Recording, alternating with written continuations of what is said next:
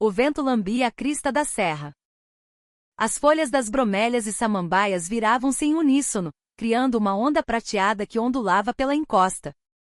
O ar na altitude de mais de 1000 metros do Parque Nacional da Serra dos Órgãos era cortante, mas o que preenchia os pulmões da general de brigada Helena Ribeiro era um frio revigorante. Cada vez que a brisa fresca penetrava na sua farda de combate encharcada de suor, parecia que as impurezas da cidade, junto com os resquícios de emoções estagnadas, eram expelidas do seu corpo. Para ela, a montanha não era um simples refúgio de férias. Era um espaço sagrado para o autotreinamento, um ritual para reajustar o foco de um espírito desgastado. Sem a farda, suas feições firmes e o corpo tonificado desmentiam seus 45 anos. Contudo, vestida para o combate, com a estrela solitária de general em seu ombro, seu olhar era mais profundo e sólido do que qualquer marca do tempo. Ela era um pilar no Comando de Operações Especiais do Exército Brasileiro, a elite que executava as missões mais sigilosas e letais. Como a primeira mulher a comandar uma equipe no 1º Batalhão de Ações de Comandos e uma lenda viva, seu nome era sempre precedido por um respeito glacial. Mas ali, na trilha íngreme que levava ao dedo de Deus, ela era apenas uma pequena parte da natureza. Ela não se apoiava em bastões de caminhada. Sentia a textura da terra com os pés e equilibrava-se com os braços, desafiando a gravidade apenas com a força de suas coxas treinadas. Sua respiração era tão regular que a fronteira entre inspirar e expirar se dissolvia em silêncio. Seus olhos varriam simultaneamente 10 metros à frente e 100 metros ao redor. Desde as pegadas tênues de um coati na terra úmida até o balanço sutil de uma imbaúba ao sabor do vento, passando pelo canto distante de um sabiá laranjeira. Seus sentidos, embotados pelo ruído urbano, pareciam sugar cada sinal da vida selvagem, como que para compensar o tempo perdido. Faltavam 300 metros para o cume. A última e mais desafiadora subida. A inclinação aumentou e seus batimentos cardíacos aceleraram ligeiramente. Foi nesse exato momento que um som dissonante invadiu a sinfonia da montanha. Um grito agudo, seguido pelo baque surdo de algo batendo. Os passos de Helena pararam instantaneamente. Sua testa franziu-se sutilmente. Era agressivo demais para ser uma brincadeira comum entre trilheiros. Havia uma malícia palpável no som. Ela agachou-se. O som vinha de uma área rochosa onde a trilha fazia uma leve curva. Em vez de seguir o caminho demarcado, ela se moveu com a agilidade de um felino, saindo da trilha e usando as rochas e árvores como cobertura para se aproximar da origem do barulho. Seus passos eram quase inaudíveis. Suas botas militares, feitas sob medida, foram projetadas para minimizar o ruído, mesmo ao pisar em folhas secas. Quando o campo de visão se abriu, seus olhos se estreitaram. 3 ou 4 homens cercavam um idoso. Não pareciam trilheiros, seu comportamento era vulgar demais. Vestiam roupas de marcas caras, mas a maneira como as usavam e sua atitude não combinavam em nada com o espírito da montanha. Tatuagens de carpas e escorpiões espreitavam em seus antebraços e pescoços, e seus rostos carrancudos exibiam sorrisos cruéis. Ô coroa, quando a gente fala na boa, é pra você abrir o bolso. A Serra dos Órgãos é a área do nosso patrão. Tá achando ruim pagar o pedágio? Disse um homem corpulento no centro do grupo, rindo com escárnio. Era Tonhão, o chefe de operações do Comando da Serra, uma milícia que começava a dominar a região de Teresópolis. Aos seus pés, a mochila velha do idoso estava aberta, seu conteúdo espalhado pela terra, uma garrafa térmica, alguns pães de queijo e um caderno de anotações surrado. O idoso tinha o lábio cortado e sangrava, mas seu olhar permanecia firme. Suas roupas de trilha eram gastas e sua aparência, humilde, mas em suas costas curvadas havia a retidão de quem enfrentou uma vida inteira de batalhas. Seus bandidos. Acham que são donos disso aqui? Um bando de covardes atormentando um velho. Não tem vergonha? Ah, o velhote ainda tá querendo dar lição de moral? Um dos capangas de Tonhão agarrou o idoso pelo colarinho. O corpo frágil foi arrastado sem resistência. Nesse instante as pupilas de Helena se contraíram, tornando-se frias como gelo. Ela abominava a violência, especialmente a violência covarde contra os fracos. Aquela cena abalava a própria razão pela qual ela se tornará uma soldado. Sentiu como se um interruptor fosse acionado dentro dela. A trilheira Helena Ribeiro, que viera para aproveitar as férias, desapareceu. Em seu lugar surgiu a general de brigada Helena Ribeiro, do Comando de Operações Especiais. Ela analisou a situação. 4 inimigos. Todos de constituição robusta, mas sem treinamento profissional. Apenas brutamontes de rua, movidos pela força e pela maldade. Nenhuma arma de fogo visível, mas na serra acidentada, uma pedra ou um galho poderiam se tornar armas letais. A principal variável era a segurança do idoso. Uma intervenção precipitada poderia feri-lo. Me solta, seu desgraçado. O idoso resistia com suas últimas forças, mas era inútil. No momento em que o punho de um dos homens voou em direção ao seu rosto, Helena não pôde mais esperar. Ela saiu de seu esconderijo. Mas não se lançou de forma imprudente. Abriu a boca e sua voz, embora não fosse alta, era afiada e sólida o suficiente para cortar o ar da montanha. Parem com isso. Os 4 olhares se voltaram para ela de uma só vez. Nos olhos deles, primeiro a surpresa, depois o interesse e o desprezo se misturaram. Ela usava uniforme militar, mas o cap, cobrindo as insígnias, estava bem afundado na cabeça e, acima de tudo, ela era uma mulher. Tonhão fez um gesto com o queixo para que seu subordinado soltasse o idoso e, com um sorriso malicioso, aproximou-se dela. Olha só, o que uma moça bonita faz num lugar perigoso como este? Acha que essa roupinha te dá alguma autoridade? Estamos no meio de um negócio importante, então é melhor seguir seu caminho quietinha. Soltem aquele senhor. A voz de Helena não continha emoção alguma. Era fria e lisa como aço polido. Essa calma, paradoxalmente, irritou Tonhão. O quê? Essa mulher tá me dando ordens? Ele deu mais um passo. Um cheiro repugnante de suor misturado com perfume barato chegou até ela. Helena não piscou. Seu olhar escaneava rapidamente os olhos de Tonhão, seu pescoço, a clavícula e a posição de ambas as mãos. Era um instinto gravado em seus ossos, identificando simultaneamente ameaças potenciais e pontos vitais para atacar. Não é uma ordem. É um aviso. Aviso? Ah! Tonhão explodiu em uma gargalhada de incredulidade. Os outros capangas riram junto, quebrando completamente a paz da montanha. Suas risadas vulgares ecoaram pela serra. Gatinha, você sabe com quem tá falando? Quer que eu te mostre o quanto o chão pode ser duro? Ou prefere uma aula particular? A mão de Tonhão se estendeu em direção ao ombro de Helena.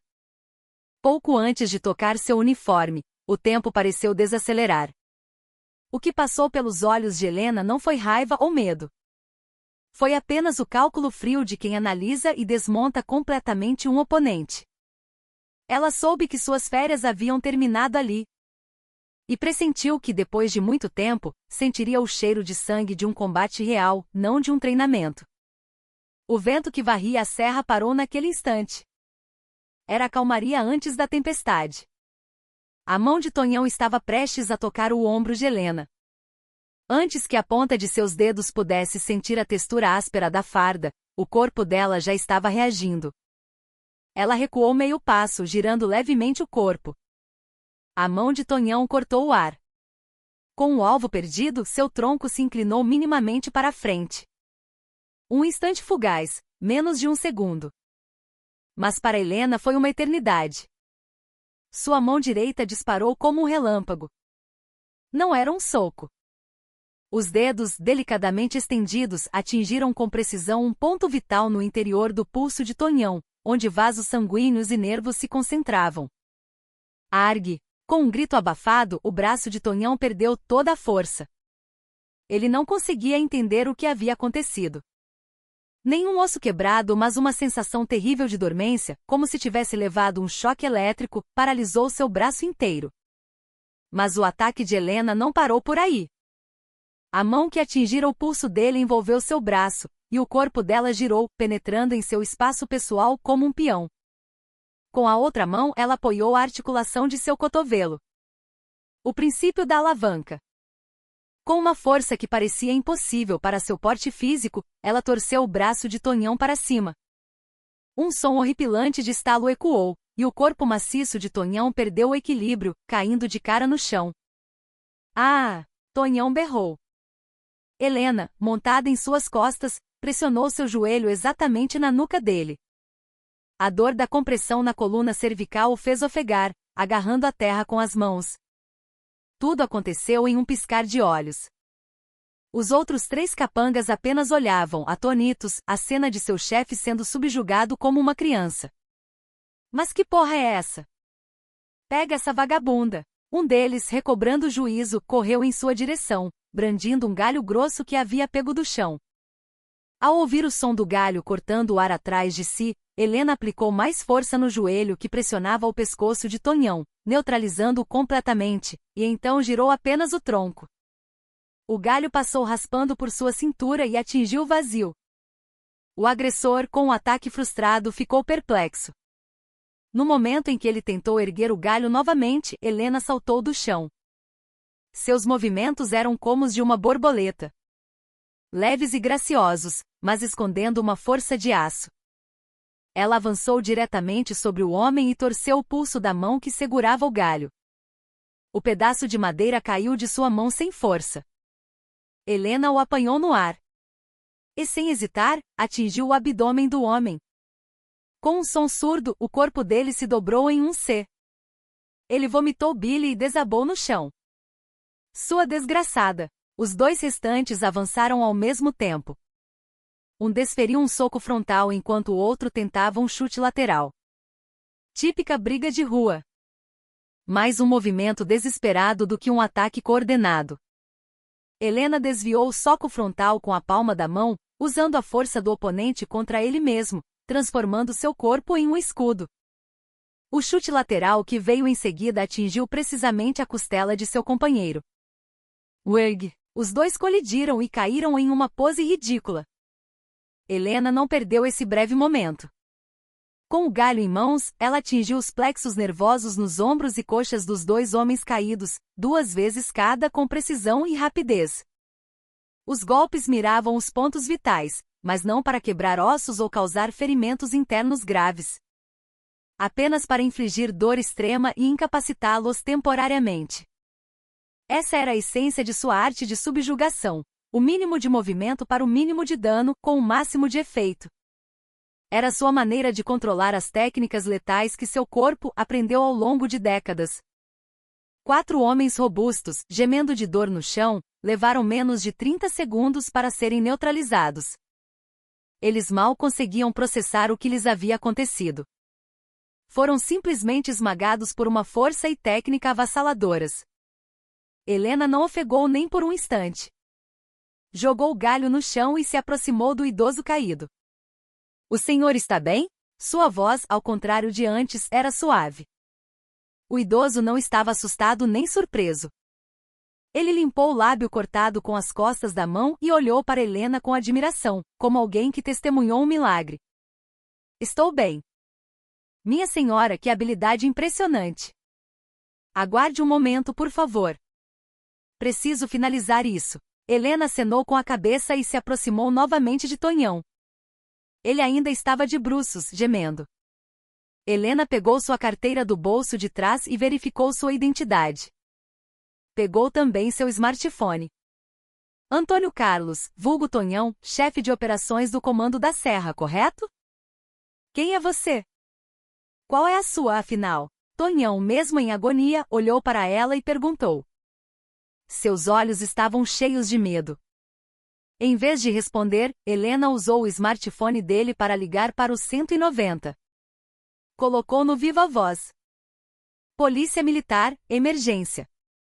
Ocorrência de agressão na trilha próxima à Pedra do Sino, Serra dos Órgãos. Vítima, um idoso. Agressores, 4 homens adultos. Os agressores estão todos neutralizados. Solicito envio de uma viatura com urgência. Sua voz era concisa e precisa, sem adornos. Do outro lado da linha, o policial pareceu momentaneamente confuso. Sim, senhora. Poderia informar seu nome e contato? A identificação será feita no local. E um dos agressores é Tonhão, chefe do comando da Serra. Certifique-se de que a delegacia responsável seja devidamente informada. Ela desligou o telefone sem esperar resposta. O rosto de Tonhão ficou pálido. Ao ouvir seu próprio nome mencionado, ele percebeu que aquilo não terminaria como uma simples briga. Helena se aproximou dos capangas caídos e disse: se algum de vocês tentar se mover 1 centímetro antes da polícia chegar, vai descobrir que o que aconteceu agora foi só um aperitivo. Sua voz tinha uma frieza cortante. Os homens, mesmo com dor, apenas assentiram com a cabeça, aterrorizados. Ela voltou ao idoso, recolheu seus pertences espalhados e os colocou na mochila. Com cuidado, limpou a poeira do caderno de anotações surrado e o entregou. Desculpe por ter passado por uma situação tão terrível. O idoso pegou o caderno e balançou a cabeça. Não, não. A senhora salvou minha vida. Eu é que sou grato. Mas essa sua técnica não é comum. De qual unidade a senhora é? Helena hesitou por um momento. Não havia necessidade de revelar sua identidade. Mas havia algo no olhar do idoso que ia além da simples curiosidade. Era um olhar profundo, de quem reconhece um igual, algo que apenas alguém com longos anos de serviço militar poderia ter. Sou apenas uma soldado que serve ao país. No momento em que ela disse isso e ajustou o cap, o som fraco de uma sirene começou a subir da base da montanha. A polícia estava se movendo mais rápido do que o esperado. Contudo, o som da sirene trouxe a Helena mais tensão do que alívio. Com o nome do comando da Serra envolvido, uma resposta tão rápida era realmente um procedimento normal? Ou era o sinal do início de outro problema? Seus instintos raramente falhavam. E naquele momento, seus instintos sussurravam que este incidente estava longe de acabar. O som da sirene ficava cada vez mais próximo, misturado ao ronco esforçado do motor de um carro subindo a estrada da serra. Helena fechou os olhos por um instante, concentrando-se no som. Eram 2 veículos, uma viatura de patrulha da montanha e uma van. Pelo menos 5 ou 6 homens estavam a caminho. Um contingente tão grande para um simples chamado de agressão era incomum. Seria por ela ter mencionado o nome de Tonhão? Ou haveria outra razão? Logo policiais suados apareceram. O homem na frente era de meia idade, com uma barriga proeminente e uma jaqueta folgada. Seu rosto brilhava de oleosidade e uma barba mal feita e desgrenhada cobria seu queixo. Ele ofegava enquanto examinava a cena. Seus olhos passaram por Tonhão e seus homens caídos, por Helena e pelo idoso. No entanto, seu olhar, em vez de se deter na vítima, permaneceu por mais tempo em Tonhão. E as primeiras palavras que saíram de sua boca confirmaram as suspeitas de Helena. Tonhão? Mas que porra é essa? O que você tá fazendo aí? O homem de meia idade correu até Tonhão e o ajudou a se levantar. Tonhão, um apelido tão íntimo. Era algo inconcebível para a relação entre um policial e um miliciano. Os policiais mais jovens que o seguiam pareciam perdidos, apenas observando a situação sem saber o que fazer. Tonhão, em meio à dor, exibiu uma expressão de alívio e raiva misturados ao vê-lo. Capitão Bastos. Me ajuda aqui. Essa maluca apareceu do nada e me deixou nesse estado. Era o Capitão Bastos, chefe da equipe de investigação da delegacia de Vila da Névoa. Ele ajudou Tonhão a se levantar e fuzilou Helena com o olhar. Havia cautela e irritação em seus olhos. Quem é você? Foi você que fez isso com eles? Seu tom não era o de quem se dirige a uma denunciante, mas sim o de quem interroga um suspeito. Fui eu quem ligou. Esses homens estavam agredindo e tentando roubar este senhor. Foi legítima defesa, Helena respondeu calmamente. Mas o Capitão Bastos, como se não a ouvisse, apenas olhou de relance para o idoso que ainda limpava o lábio cortado. Senhor, o que essa mulher está dizendo é verdade. Eles te bateram? O idoso ficou chocado. Um policial deveria, por obrigação, ficar do lado da vítima e prender os agressores, mas este homem estava claramente protegendo os criminosos. É verdade. Esses canalhas me bateram e tentaram levar meu dinheiro. Se não fosse por esta senhora, algo pior teria acontecido. E um policial chega aqui e essa é a única coisa que pergunta? Apesar do protesto do idoso, o capitão Bastos não piscou. Pelo contrário, fez uma expressão de enfado e disse: "Ah, velhote, o depoimento a gente pega depois na delegacia. Primeiro vamos entender a situação. Não importa o que aconteceu, deixar alguém nesse estado é excesso de defesa. Moça, sua identidade." Bastos apontou para Helena com o queixo. Era uma investigação flagrantemente parcial. Um policial mais jovem atrás dele não aguentou e disse, hesitante: "Capitão, mas não deveríamos primeiro colher o depoimento da vítima e preservar as evidências da cena do..." "Cala a boca. Eu sei o que estou fazendo." "Vai tirar umas fotos ali", Bastos gritou, interrompendo-o. O jovem policial se encolheu e calou a boca. A cena deixava clara a relação de poder ali. Helena observou o capitão Bastos. Em seu olhar, em seu tom de voz, em cada um de seus gestos, havia um forte cheiro de corrupção. Não era uma simples conivência. E além de receber suborno para fazer vista grossa, era uma relação simbiótica, onde agiam como um só corpo. Dava para imaginar o nível da segurança pública em Vila da Névoa.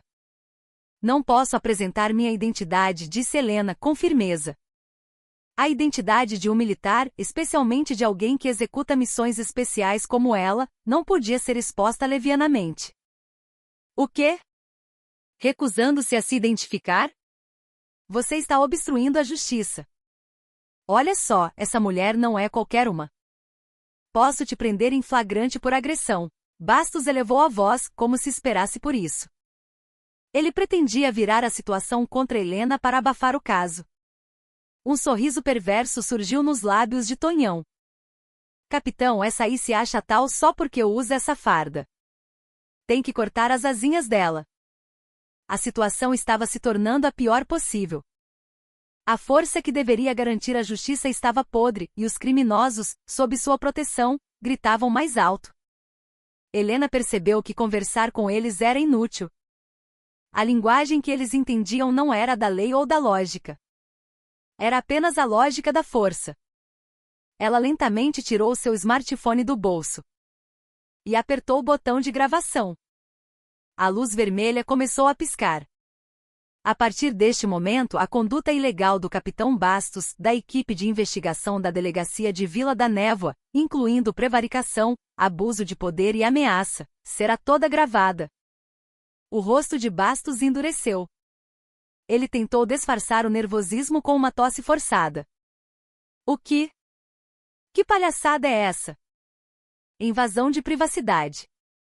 O direito de imagem não se aplica a policiais em serviço. E eu estou coletando provas para denunciar sua conduta ilegal."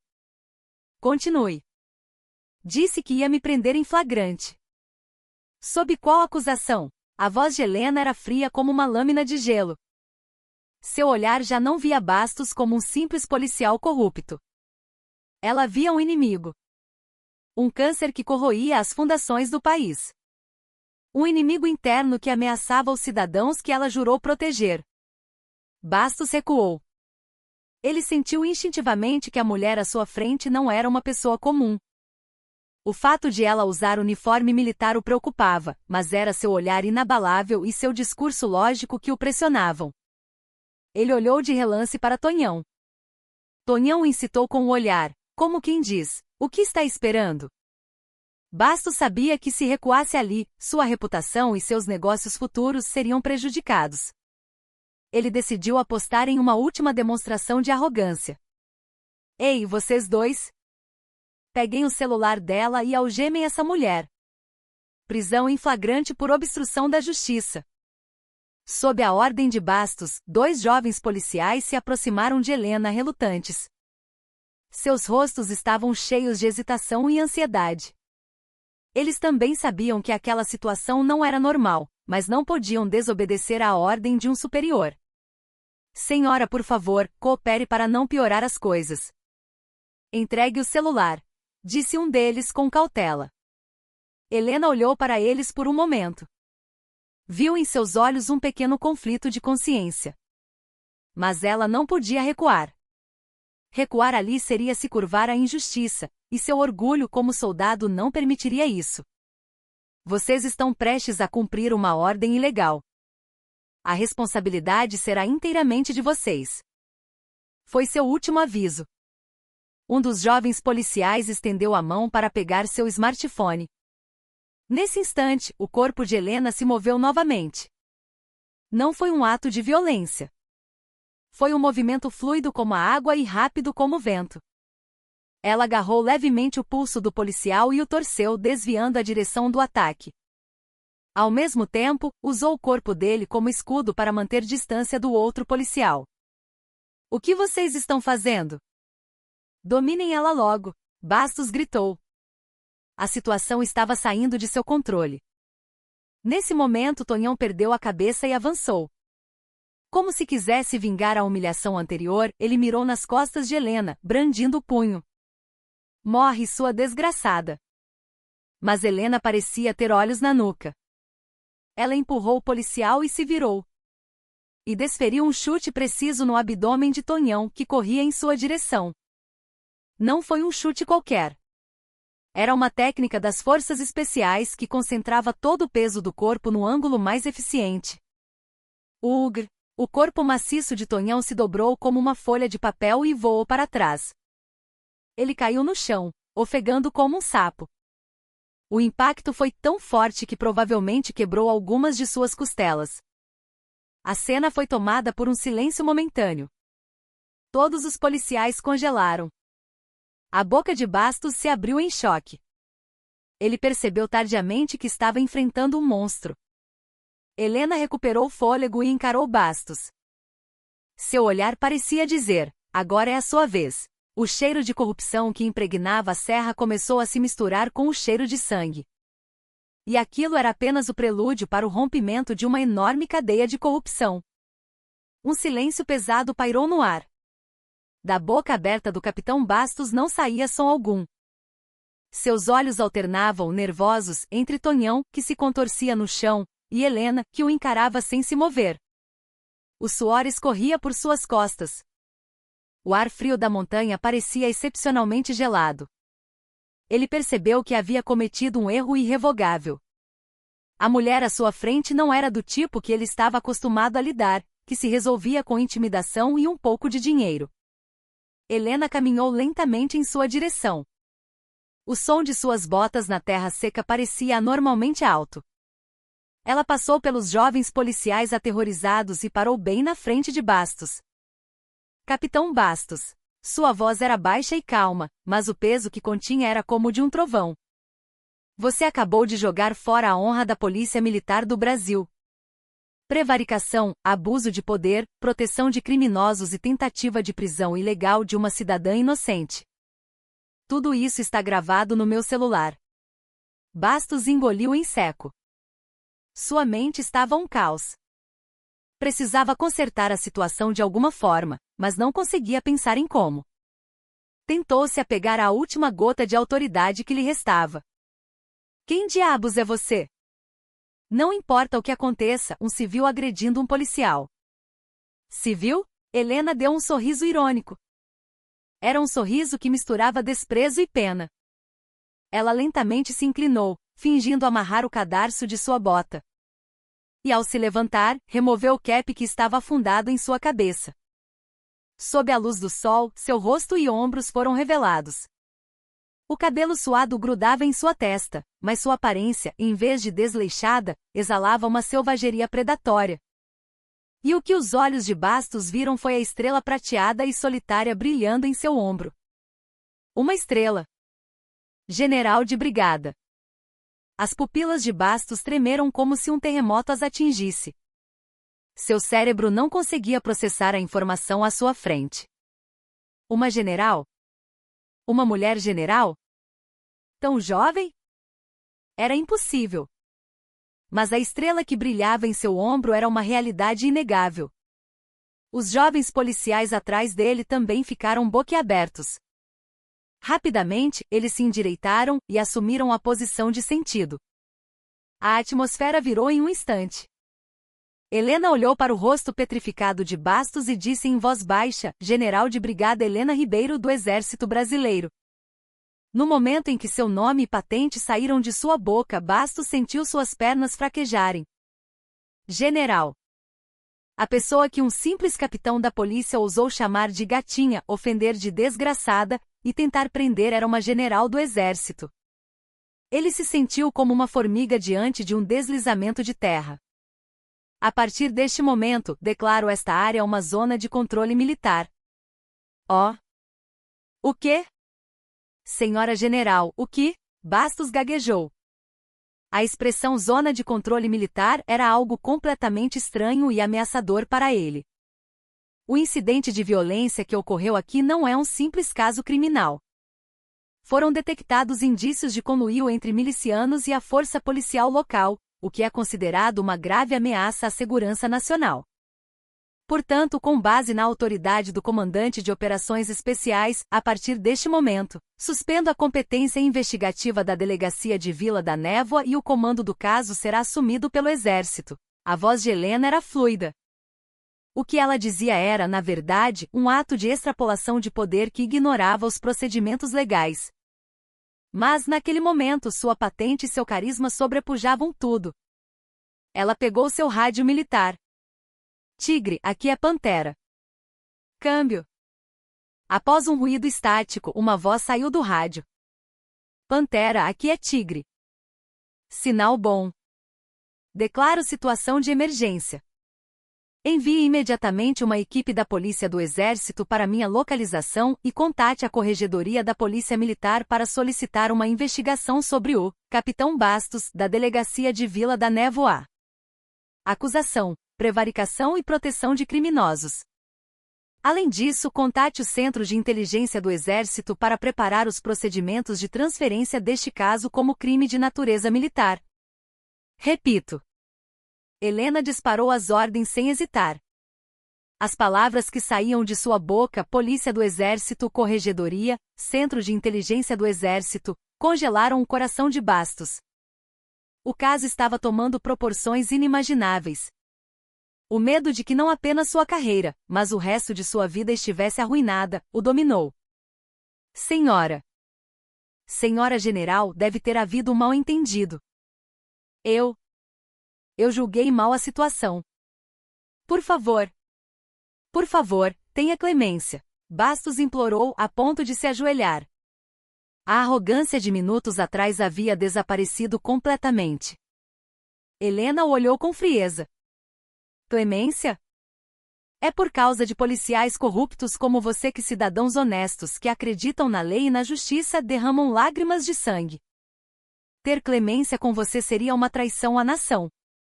Ela desviou o olhar de Bastos e ordenou aos jovens policiais paralisados: vocês, a partir de agora, algemem esses criminosos e preservem a cena até segunda ordem. E vigiem o capitão Bastos para que ele não use nenhum equipamento de comunicação. Sim, senhora. Os jovens policiais não hesitaram mais.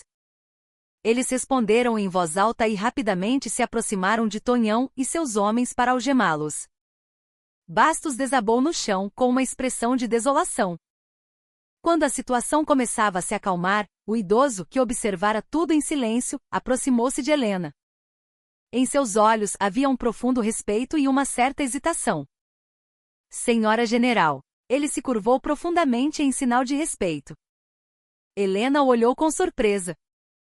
Senhor, não precisa fazer isso. Não, senhora. Perdoe-me por não ter reconhecido a general. A culpa é minha. O idoso tirou uma carteira velha do bolso e mostrou sua identidade. Estava escrito: Jorge Almeida, sargento aposentado do Exército.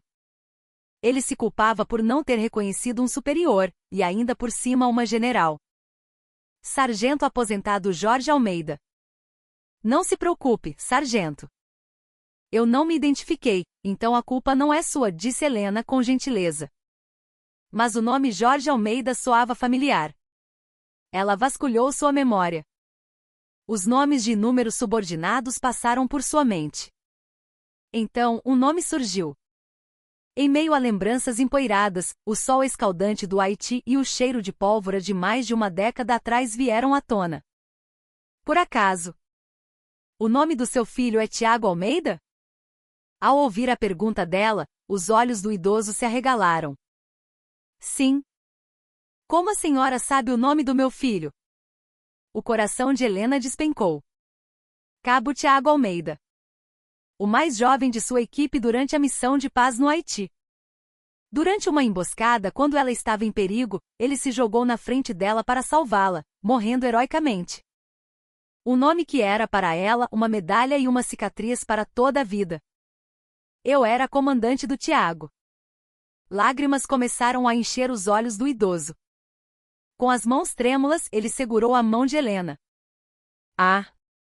Então a senhora é a capitã Helena de quem o Tiago tanto falava.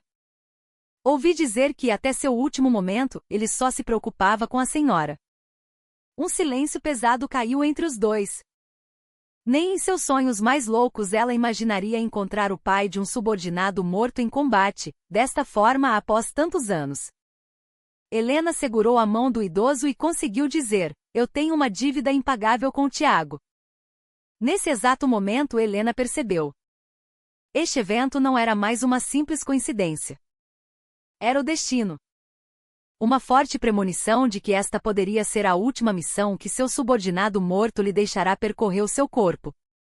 Ela olhou para o sargento Jorge e perguntou: mas, sargento, o que o senhor fazia sozinho nesta montanha tão perigosa?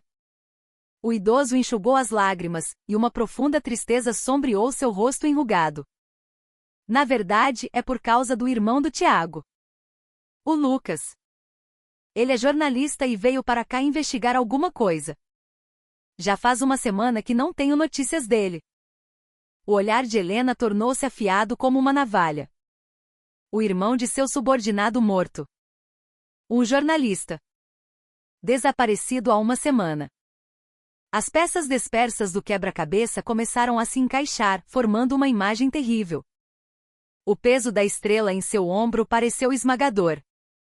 Não era apenas o peso de sua patente. Era o peso das pessoas que ela precisava proteger e da missão que precisava cumprir a qualquer custo. Sem notícias, a voz de Helena carregava uma tensão aguda. O sargento Jorge baixou a cabeça. Seus ombros pareciam incrivelmente pequenos. A imagem do velho soldado rígido que viverá toda a sua vida no exército desapareceu, restando apenas a de um pai aterrorizado com a possibilidade de perder outro filho. Sim.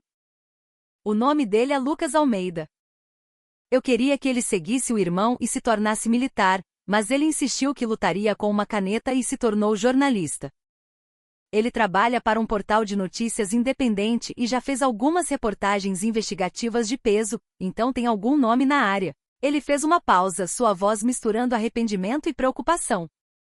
Há uma semana, ele veio para cá dizendo que ia investigar um esquema de corrupção na construção civil e poluição ambiental em Vila da Névoa. Ele disse que seria uma investigação muito perigosa e que se ficasse sem contato por alguns dias, não era para me preocupar. Mas já se passou mais de uma semana e não tenho nenhuma notícia. Liguei para o jornal onde ele trabalha, mas disseram que ele estava agindo por conta própria, sem reportar à empresa, e não sabiam de seu paradeiro. Prestei queixa de desaparecimento na polícia, mas trataram como um simples caso de adulto que saiu de casa e não investigaram direito. Enquanto ouvia a história, a mente de Helena trabalhava freneticamente. Vila da Névoa, corrupção na construção civil, poluição ambiental, e os milicianos e policiais corruptos que ela acabará de encontrar. Tudo se conectava. O jornalista Lucas Almeida provavelmente se aproximou demais da verdade sobre essa enorme rede de corrupção e, como resultado, foi eliminado. O senhor sabe mais detalhes sobre o que seu filho estava investigando? Não sei muito. Só que tinha a ver com um grande projeto de resort que está sendo construído aqui perto. Uma empresa chamada Construtor Império está liderando o projeto, e ele recebeu uma denúncia de que eles estavam enterrando resíduos tóxicos ilegalmente em uma mina abandonada aqui perto.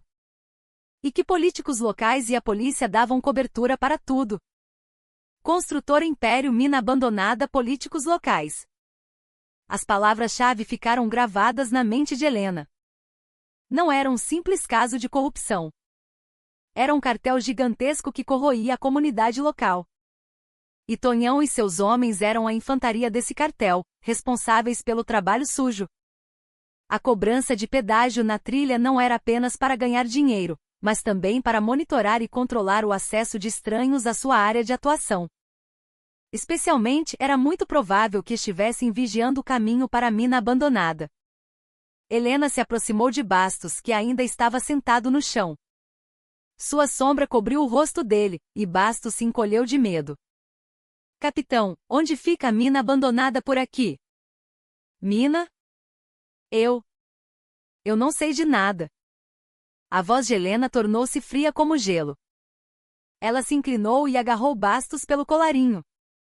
Era uma atitude que não condizia com uma militar, mas ela estava tendo dificuldade em manter a compostura.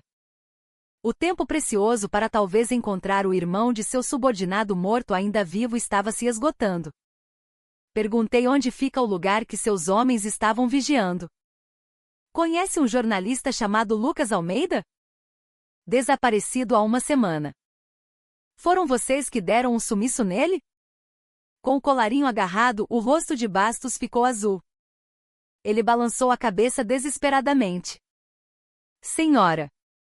Senhora General, eu juro que não sei. Eu sei o que o Tonhão e os capangas dele fazem, mas não sei de detalhes tão específicos. É a primeira vez que ouço sobre o desaparecimento de um jornalista. Seus olhos estavam aterrorizados, mas não pareciam estar mentindo. Ele era apenas um gerente intermediário nesse cartel, provavelmente sem acesso a informações cruciais. Helena soltou Bastos e se dirigiu a Tonhão, que ainda gemia de dor. Agarrando o abdômen atingido pelo chute, Tonhão olhou para ela com olhos que misturavam dor e pavor. Tonhão, está é sua última chance, Helena sussurrou em seu ouvido. A voz era baixa, mas carregava a frieza da morte. Onde está o jornalista Lucas Almeida? Foram vocês. Se falar a verdade, vou considerar uma possível redução da sua pena. Mas se continuar de boca fechada, você nunca mais verá a luz do sol.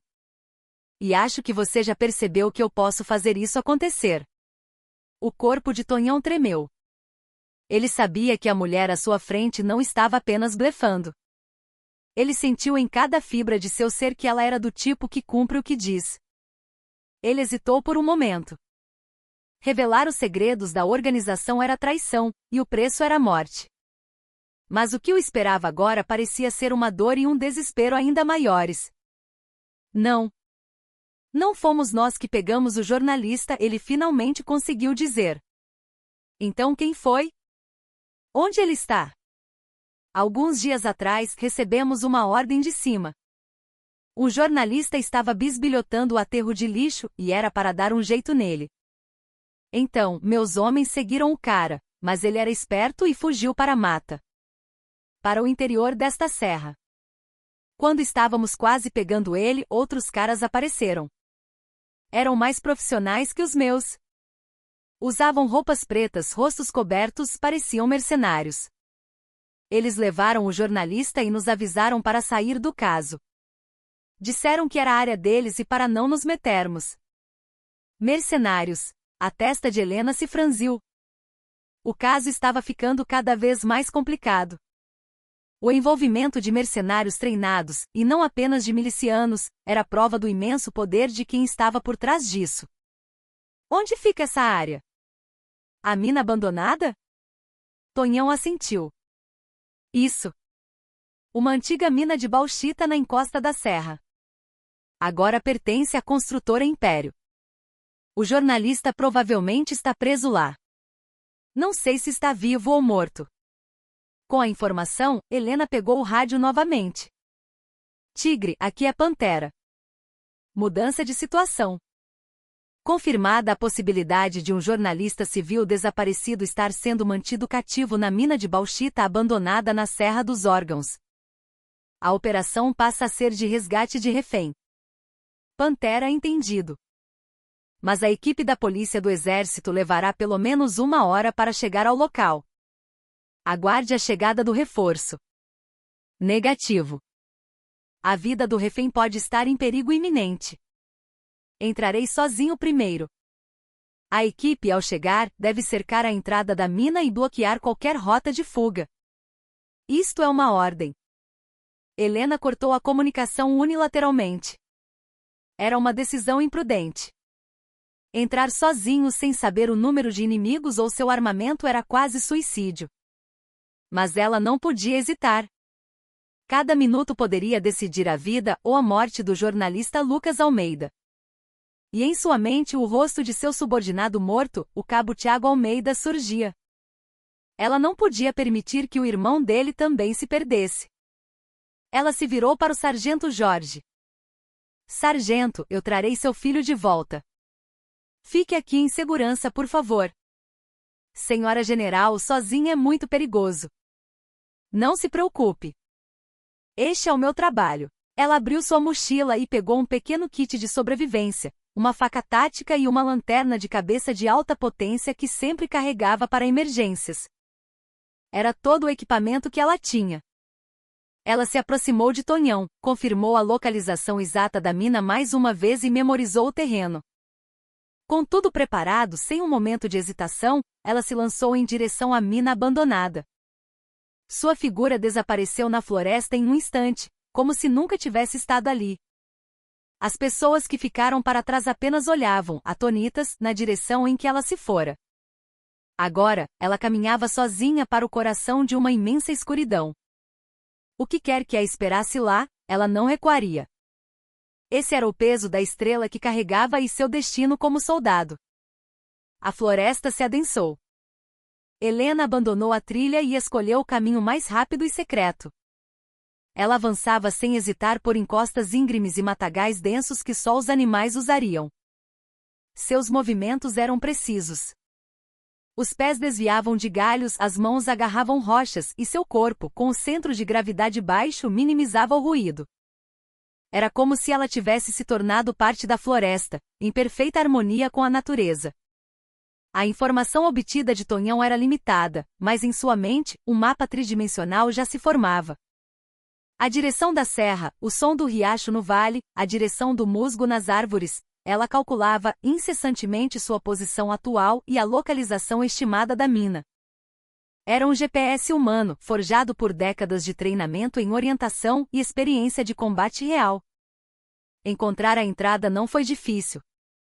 O local parecia abandonado há muito tempo, coberto de mato, mas um olhar mais atento revelava rastros tênues de pegadas e pneus de veículos.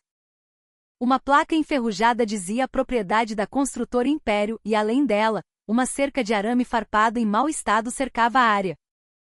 Parte da cerca havia sido cortada recentemente e amarrada de forma desleixada. Era a rota de entrada dos inimigos. Em vez de passar pela cerca, Helena escolheu a encosta íngreme ao lado. Entrar pelo portão principal seria anunciar sua presença. Ela se agarrou às fendas das rochas, usou a ponta das botas como apoio e subiu o penhasco em silêncio. Para as forças especiais, escalada em rocha era treinamento básico. Minutos depois, ela chegou ao topo do penhasco, de onde podia ver toda a área da mina abandonada. A cena lhe tirou o fôlego. Perto da entrada da mina, havia um antigo prédio administrativo e o que parecia ser um galpão de materiais. E ao redor, homens vestidos de preto patrulhavam. Eram 4. Todos carregavam o que pareciam ser fuzis automáticos, e seus movimentos eram ágeis e disciplinados. Eram, sem dúvida, os mercenários que Tonhão mencionara. Estavam em um nível completamente diferente dos milicianos, eram profissionais treinados. Helena se abaixou, prendendo a respiração. Se os tivesse enfrentado de frente, desarmada como estava, teria sido transformada em uma peneira em segundos. Ela começou a analisar o padrão de patrulha, as áreas de vigilância e os pontos cegos. Eles se moviam em duplas, cobrindo o campo de visão um do outro em um padrão regular. Mas eles também tinham um ponto fraco. Estavam focados apenas em invasões externas, sem imaginar que alguém os observava do topo do penhasco íngreme acima deles. Um plano de ação se formou instantaneamente em sua mente.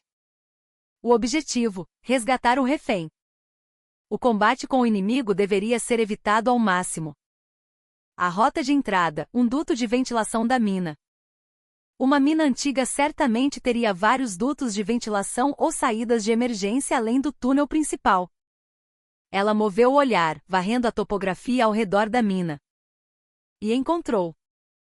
Atrás do prédio administrativo, habilmente escondido em um matagal, havia um pequeno poço vertical.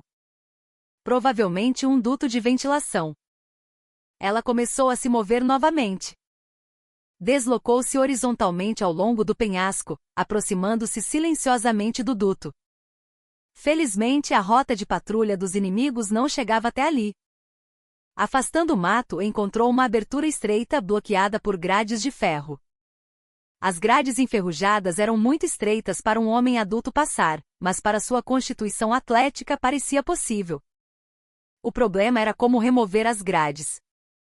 Ela tirou a faca tática da mochila. E com a ponta da faca começou a raspar os parafusos velhos que prendiam as grades. Corroídos por décadas de chuva e vento, os parafusos cederam mais facilmente do que o esperado. Mas o barulho era um problema. Um simples rangido metálico e ela seria descoberta imediatamente. Ela rasgou um pedaço de sua própria roupa e o umedeceu com água. E derramou a água aos poucos na junção entre os parafusos e as grades, para servir como lubrificante. Em seguida, com muita lentidão, milímetro por milímetro, ela aplicou força para torcer a grade. O tempo pareceu uma eternidade. Toda a sua concentração estava na ponta de seus dedos. Finalmente, com um pequeno estalo, uma das grades se soltou. Ela removeu a outra da mesma forma. Agora, havia espaço suficiente para seu corpo passar com dificuldade. Antes de se enfiar na escuridão, ela verificou o terreno uma última vez. Os inimigos ainda cumpriam suas tarefas. Helena respirou fundo. A partir de agora, na escuridão total e em um espaço desconhecido, ela teria que confiar apenas em seus próprios sentidos. O poço vertical era mais profundo do que parecia. Ela se agarrou às saliências da parede e desceu com cuidado. De baixo, subia um ar úmido e mofado. Após descer cerca de 10 metros, seus pés tocaram o chão. Em vez de acender a lanterna de cabeça, ela esperou que seus olhos se adaptassem à escuridão. Através de treinamento especial, ela adquiriu a capacidade de distinguir os contornos dos objetos em ambientes com pouquíssima luz. Lentamente a forma do túnel se tornou visível. O corredor estreito se ramificava em todas as direções como uma teia de aranha. Não havia como saber qual caminho levava ao túnel principal. Ela se agachou e tocou o chão. O fluxo de ar. De algum lugar, soprava uma brisa sutil. Prova de que o túnel estava conectado a um espaço maior. Ela começou a se mover na direção de onde o vento soprava. O interior do túnel era assustadoramente silencioso. Apenas o som de seus próprios passos e das gotas de água caindo da parede ecoavam. Ocasionalmente, o som de um morcego voando fazia seu coração disparar. Ela ajustou a faca tática. Era sua única arma. Quanto tempo ela andou? Ao longe, uma luz fraca começou a aparecer. E também ouviu vozes humanas. Helena imediatamente se escondeu em um recesso na parede. Eram duas vozes. Aquele jornalista ainda não abriu o bico? Cara duro. Passou dias sem comer e apanhando, mas quando a gente pergunta quem tá por trás dele, ele fica em silêncio. Parece até que vai pedir um advogado. E o chefe disse para segurar ele até quando? Era mais fácil apagar o cara e enterrar aqui mesmo. Parece que tem mais coisa para arrancar dele. Disseram para manter ele vivo até descobrirmos que prova crucial é essa que ele diz que tem. Pelo teor da conversa, o jornalista Lucas Almeida ainda estava vivo. E ele possuía alguma prova importante. Helena sentiu um alívio misturado com um senso de responsabilidade ainda maior. Ela se aproximou com mais cuidado na direção das vozes. O túnel estreito terminou e um espaço amplo se abriu. Era uma enorme caverna com equipamentos de mineração antigos espalhados por toda parte. E no centro, amarrado a uma velha coluna de ferro, estava um homem. O jornalista Lucas Almeida. Seu rosto estava inchado e seus lábios cortados. Suas roupas estavam rasgadas e sujas de poeira, mas seu olhar ainda estava vivo. Havia nele uma vontade de resistir inabalável. 2 guardas o vigiavam. Eles haviam acendido uma fogueira e conversavam na frente dela. Em suas mãos, havia pistolas. Além da patrulha externa, havia também uma equipe de vigilância interna. Helena analisou a situação rapidamente. Um confronto direto era desvantajoso. Uma situação de 2 contra 1, com os oponentes armados. Ela precisava usar a escuridão. O teto da caverna estava a dezenas de metros de altura, com estalactites e rochas penduradas. E então, algo chamou sua atenção. Acima da cabeça dos guardas, pendurado em uma velha roldana, havia um enorme amontoado de correntes de ferro. Um bloco de metal que parecia ter sido usado na mineração, pesando facilmente centenas de quilos. Ela começou a escalar a parede da caverna em silêncio. Como uma aranha, ela usou fendas e saliências para se aproximar do teto. Seu objetivo era o suporte velho que segurava a roldana. Os guardas abaixo não perceberam nada. Eles não tinham ideia de que, na escuridão acima de suas cabeças, uma sombra da morte se aproximava. Helena chegou ao suporte da roldana. Ela pegou a faca tática e começou a cortar a corda velha que o prendia. Lentamente, muito lentamente. Cada fibra da corda que se rompia fazia seu coração parar. Finalmente a corda estava prestes a se romper completamente. Ela olhou para baixo. Os 2 guardas ainda estavam perto da fogueira. Era a sua chance. Ela aplicou força na faca e cortou o restante da corda. Com um som arrepiante, o amontoado de correntes começou a cair livremente. Atravessando a escuridão com um estrondo, o som do impacto no chão foi como um trovão que sacudiu toda a caverna. A onda de choque causada pelo impacto de centenas de quilos de metal no chão de pedra rasgou o ar e levantou uma enorme nuvem de poeira. As chamas da fogueira se espalharam e os guardas instintivamente se encolheram. Que porra foi essa? Um terremoto? Um deles praguejou, levantando a cabeça. Mas antes que ele pudesse entender a situação, Helena já havia aterrissado atrás deles. Ela havia soltado as correntes do teto e, ao mesmo tempo, usou o barulho e a poeira como cobertura para pular. A altura era de dezenas de metros, mas ela amorteceu o impacto chutando algumas saliências rochosas no meio do caminho e aterrissou no chão silenciosamente como um gato. Na poeira e na escuridão, a figura de Helena era como um fantasma. Ela se aproximou por trás do guarda mais próximo. O homem ainda olhava ao redor, tentando encontrar a origem do estrondo. O braço de Helena envolveu seu pescoço. A lateral de sua mão atingiu sua artéria carótida com precisão. O homem nem sequer conseguiu gritar direito antes de perder a consciência e cair. Marcos. O que foi? O outro se virou, chamando o nome do colega. O que seus olhos viram foi seu companheiro caindo e a silhueta tênue de uma mulher estranha atrás dele. Em pânico, ele tentou sacar a pistola da cintura. Mas os movimentos de Helena foram mais rápidos. Ela chutou uma pedra solta no chão com a ponta do pé. A pedra voou e atingiu precisamente a testa do homem. Ai! O homem gritou, cobrindo o rosto. Nesse breve instante, Helena diminuiu a distância. Sua mão agarrou o pulso do homem que segurava a pistola. Ela torceu a articulação do pulso, fazendo a arma cair, e ao mesmo tempo o atingiu no abdômen com o joelho. O homem caiu, impotente. Helena rapidamente pegou a pistola que caiu. A sensação fria e pesada. Um peso familiar que ela não sentia há muito tempo.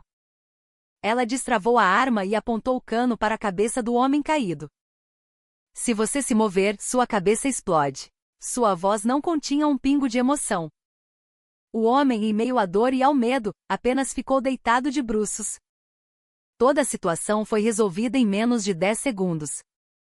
Ela apareceu como um relâmpago e dominou tudo com um grito. Helena amarrou as mãos e os pés dos 2 homens caídos com as próprias amarras que eles carregavam. e amordaçou o que estava inconsciente. O outro ainda estava consciente, mas aterrorizado demais para dizer qualquer coisa. Ela se aproximou do jornalista Lucas Almeida, que estava amarrado à coluna. Ele observara toda a cena com uma expressão de incredulidade. Em meio ao desespero absoluto, um salvador que apareceu como um raio de luz. Ele não sabia quem ela era ou por que viera resgatá-lo. Helena cortou suas amarras com a faca tática. Por ter ficado amarrado por dias, seus pulsos e tornozelos estavam inchados e sem circulação. Você é o jornalista Lucas Almeida? Sim, sou eu. Quem é você? Ele conseguiu dizer com a voz rouca e seca. Sou a general de brigada Helena Ribeiro. Vim a pedido de seu pai, o sargento aposentado Jorge Almeida. Meu pai? Os olhos de Lucas tremeram. Uma antiga colega de guerra de seu pai? Ou alguma outra conexão? Ele estava confuso, mas não era hora de questionar. Precisamos sair daqui. Consegue andar? Sim, consigo. Ainda aguento. Lucas se levantou, cambaleante. Seu corpo estava exausto pela fome e pela tortura, mas sua força de vontade ainda não havia se quebrado. Ele agarrou uma pequena bolsa de câmera que estava ao seu lado. Preciso levar isto. Todas as provas estão aqui dentro. Helena sentiu. Ela apontou a pistola para o guarda consciente e perguntou: é só vocês aqui dentro? Além da patrulha externa, tem mais alguém mais para dentro? O homem apavorado balançou a cabeça. Não. Não tem. Só nós dois. A patrulha externa com 4 e nós dois, 6 no total. E a estrutura desta mina? Tem outra saída? Há aquele túnel ali. Se continuar por ele, tem uma saída de emergência que dá para o outro lado da montanha. Mas deve estar desmoronada agora. Helena não acreditou totalmente nele, mas guardou a informação. Apoiando Lucas, ela disse: vamos voltar pelo caminho que eu vim. Precisamos nos mover o mais rápido possível. A patrulha externa pode vir para a troca de turno, ou perceber que algo está errado. Os dois começaram a caminhar em direção ao túnel escuro. Helena com uma mão apoiava Lucas e com a outra segurava a pistola, vigiando os arredores. Lucas, suportando a dor, se esforçava para acompanhar seu ritmo. No entanto, no momento em que estavam prestes a entrar no túnel estreito, a caverna inteira começou a tremer sutilmente. No início, uma pequena vibração, mas que se tornou cada vez mais forte. Poeira e pequenas pedras começaram a cair do teto. O que é isso? Perguntou Lucas com a voz trêmula. O rosto de Helena endureceu. Será que foi por causa do impacto? O túnel antigo não deve ter aguentado. Está desmoronando. Rápido! Mal ela terminou de falar, um estrondo ensurdecedor ecoou e o teto da caverna de onde acabavam de sair começou a desabar. Pedras enormes caíram, soterrando os guardas e a fogueira. A entrada do túnel que levava ao duto de ventilação por onde ela entrou também foi bloqueada em um instante por uma montanha de escombros. Droga! Helena praguejou. A rota de fuga estava bloqueada. Agora só restava um caminho, a incerta saída de emergência do outro lado da montanha, mencionada pelo guarda. A vibração continuava. O túnel inteiro tremia como um caixão gigante, e destroços continuavam a cair das paredes. O medo terrível de que tudo pudesse desabar e eles serem enterrados vivos os invadiu. Mantenha calma, Lucas. Não podemos morrer aqui, Helena gritou, dando um tapa leve no rosto dele. Ela acendeu a lanterna de cabeça, iluminando o caminho à frente. Um túnel que se estendia infinitamente na escuridão apareceu. Um caminho que poderia ser de esperança ou de desespero. É por ali. Corra! Os dois começaram a correr desesperadamente em direção à escuridão. Atrás deles, o som do mundo desabando os perseguia. Seu destino agora dependia daquele labirinto de túneis velhos e instáveis. Uma fuga desesperada pela sobrevivência havia começado. O estrondo os perseguia. Helena e Lucas corriam por uma escuridão sem fim.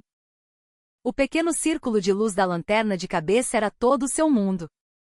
As velhas vigas de madeira rangiam como se fossem desmoronar a qualquer momento, e do teto, poeira e pedras caíam como chuva. Um passo em falso, um momento de hesitação, e eles ficariam presos naquela escuridão para sempre. A respiração de Lucas tornou-se ofegante. Dias de cativeiro e tortura haviam esgotado suas forças. Helena segurou seu corpo cambaleante com firmeza. Só mais um pouco. Se pararmos aqui é o fim. Sua voz, mesmo em meio ao barulho, soou clara em seus ouvidos. Seu braço firme era a única corda que o mantinha são. Lucas cerrou os dentes.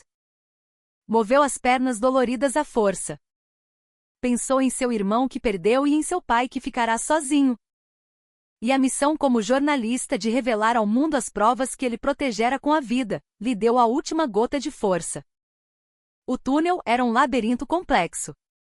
A cada bifurcação, Helena parava por um instante para sentir o fluxo de ar e examinar os rastros no chão. Seu instinto animal era a única bússola. É por aqui. Ela escolhia um caminho sem hesitar e corria. Depois de correr por um tempo, o barulho do desmoronamento atrás deles começou a diminuir. Parecia que haviam escapado do pior. Mas não podiam relaxar. Ainda estavam presos em um labirinto a centenas de metros sob a terra. Os dois pararam para recuperar o fôlego. Helena, com a pistola em mãos, não baixou a guarda, enquanto Lucas, encostado na parede, ofegava. Você está bem? Sim. Graças a você. Muito obrigado. Ainda não acabou.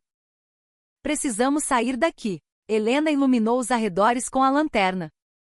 Eles estavam em um espaço relativamente amplo, com armários de ferro velhos e ferramentas de trabalho espalhadas por um lado. Parecia ser uma área de descanso dos mineiros. E ali, ela encontrou um sinal de esperança. Em uma porta de armário havia um mapa tosco desenhado com giz. Era um esboço de toda a mina. Ela examinou o mapa rapidamente. A maioria dos túneis estava marcada como sem saída ou desmoronada. Mas no final da direção em que estavam indo, havia uma saída marcada como saída de emergência 3. A mesma saída que o guarda havia mencionado. Achei. Se continuarmos por este caminho, há uma saída. Com a esperança renovada, os passos dos dois se tornaram mais leves.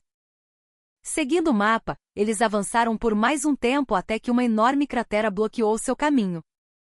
O chão do túnel havia desabado dezenas de metros, criando um abismo intransponível. Droga! Isso não estava no mapa. Pela primeira vez, uma expressão de frustração apareceu no rosto de Helena. Estavam longe demais para voltar, e não havia outro caminho. O abismo escuro parecia pronto para engolir sua última esperança. Lucas ficou desolado. Ele pensou que era realmente o fim. Mas Helena não desistiu. Ela iluminou o outro lado do abismo com a lanterna. A distância era de cerca de 10 metros. E seus olhos brilharam. No meio do penhasco oposto, um trilho de mineração velho e quebrado se projetava. Tem um jeito. Ela começou a reunir cordas velhas e canos de ferro espalhados pelo local. O que você vai fazer? Vou construir uma ponte improvisada. Lucas, amarre essa corda bem firme naquele gancho de ferro ali na parede. O mais forte que puder. Helena amarrou a outra ponta da corda na extremidade de um cano de ferro, criando um tipo de gancho. Então, após respirar fundo, ela arremessou o cano com toda a sua força para o outro lado. Após algumas tentativas frustradas com um som metálico, o gancho se prendeu firmemente ao trilho quebrado do outro lado. Consegui! Agora, uma corda precária conectava os dois penhascos. Vamos atravessar por esta corda. Eu vou primeiro para garantir a segurança. ES. Espere aí. Atravessar por isso? Essa corda vai aguentar nosso peso? Lucas ficou apavorado. Dezenas de metros abaixo havia uma escuridão total. Uma queda significava morte certa. Tem que aguentar. Não há outra opção. Confie em mim e me siga. Você consegue. O olhar de Helena era inabalável. Essa confiança absoluta suprimiu um pouco do medo de Lucas. Sem hesitar, Helena se pendurou na corda. Com seus braços musculosos, ela suportou seu próprio peso com facilidade e começou a se mover habilmente para o outro lado. Como uma acrobata de circo, seus movimentos eram estáveis e ousados. Ao chegar sã e salva do outro lado, ela prendeu a corda novamente com firmeza e gritou: "Agora é sua vez, Lucas. Não olhe para baixo, concentre-se apenas na corda e na minha voz." Com as mãos trêmulas, Lucas agarrou a corda. Seu coração batia descontroladamente. Ele fechou os olhos com força e se entregou à corda. Quando todo o seu peso se apoiou em seus braços, ele sentiu vontade de gritar. Mas ele cerrou os dentes e avançou, centímetro por centímetro. A voz de incentivo de Helena continuava a soar. "Você está indo bem. Quase lá. Só mais um pouco." Finalmente sua mão tocou o chão do outro lado. Ele desabou no chão, ofegante. Todo o seu corpo estava encharcado de suor. "Você conseguiu", disse Helena, dando um tapinha em seu ombro. Um leve sorriso apareceu em seu rosto. Superado o perigo, os dois voltaram a andar. E logo, junto com o cheiro de terra úmida, um ar fresco da noite chegou às suas narinas. "Esse cheiro!" exclamou Lucas. No final do túnel, uma luz fraca da lua entrava. Era a saída. Os dois usaram suas últimas forças para caminhar em direção à luz. Ao saírem por uma abertura estreita coberta de mato, foram recebidos pelo ar frio da noite e por um céu estrelado. Eles finalmente haviam escapado daquela mina infernal. Lucas desabou no chão, olhou para o céu e respirou fundo. A preciosidade da vida era sentida em todo o seu corpo. Ele se virou para Helena, que o salvara. Sob a luz da lua, sua figura parecia a de um ser de outro mundo. "Obrigado. Eu realmente devo minha vida a você." Helena balançou a cabeça. "Não foi nada. Na verdade, sinto que paguei um pouco da dívida que tinha com seu irmão." Ela pegou o rádio. Felizmente havia sinal. "Tigre, aqui é Pantera. Resgate do refém bem-sucedido. Saímos pela saída de emergência 3, no lado oposto da montanha. Solicito apoio de helicóptero. Pantera, que bom que está a salvo. Enviaremos um helicóptero de busca imediatamente. Mantenha a posição." A promessa de apoio era reconfortante, mas Helena não baixou a guarda. Eles ainda poderiam estar na zona de influência do inimigo. "Estamos quase no fim. Mas não estaremos seguros até o helicóptero chegar. Aguente só mais um pouco." Lucas assentiu e abriu a bolsa da câmera que segurava junto ao peito. De dentro, tirou um pequeno cartão de memória e um caderno de anotações manchado de sangue e terra. "Tudo está aqui. O vídeo da construtora Império enterrando resíduos tóxicos, depoimentos de pessoas envolvidas e cópias dos livros caixa de seu fundo de propina. No topo deste cartel está o deputado federal Arthur Medeiros." Arthur Medeiros. Um deputado influente do partido governista, cotado até mesmo como futuro candidato à presidência. Ao ouvir seu nome, Helena percebeu mais uma vez a magnitude do caso. Não era uma simples corrupção local. Era um crime de colarinho branco em grande escala que poderia abalar as fundações do país. Ela soube que agora teria que lutar contra um dragão gigante. O som de hélices cortou o céu noturno. Rompendo a escuridão, a luz de um holofote varreu a floresta e logo um helicóptero de transporte do exército apareceu.